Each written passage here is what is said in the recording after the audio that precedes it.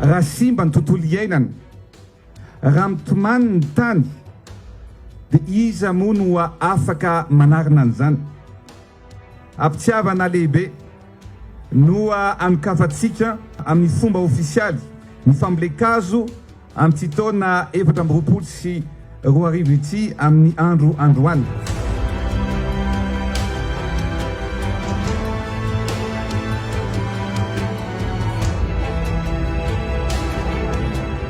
Fa indrindrindrindra no safiditsika manokana ity toerana ity izay eto Imeritsy Atosika. Imeritsy Atosika dia lehibe avroeny no ny tanàn'Antananarivo. Tanàn'Antananarivo eo amin'ny 95 km² eo, fa Imeritsy Atosika dia avroeny an'izany tanàna zany satria eo amin'ny 173 km². Mitodika aty, mitsoka aty Itasy, mitsoka aty Imeritsy Atosika, mifampandrosoana sy ho modely amin'ny zany hoe tanàna izay ho apetraksika eto zany. Eto amin'ity toerana ity itsika no anorina sy anangana ny tanàna vaovao, ny Tanamasoandro. Zay no ataontsika anaran'ity tanàna vaovao ity. Dia mba ilay tsaina fa ny zavatra volentsika androany dia hipetraka amin'ny tantara mandrakizay. Satria izao jerevy tsara manodidina ny Anosy misy 20 hectara zany volentsika, dia ambony koa zany tsika Frêne Fraxinus, zany hoe amin'ny endrika ho an'ity tanàna ity. Mba iaina ny taranaka faramandimo, mba hitan'ny olona rehetra fa maitso ny tontolo.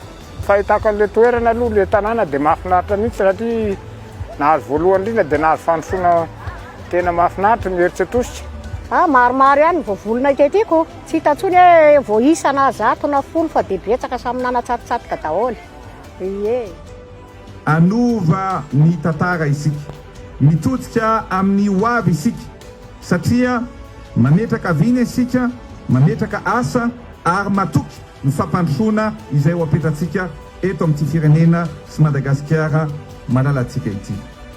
Manay tanàntsika mpianatra rehetra amboly azy niza tsy akanavaka satria ny fambolekazo dia iankina ny hoavintsika rehetrarehetra hatramin'ny taranaka faramandimby anariana any. Ho amin'ny tanora zany dia mba irina mba amboly hazo izy dia tsy hododorana.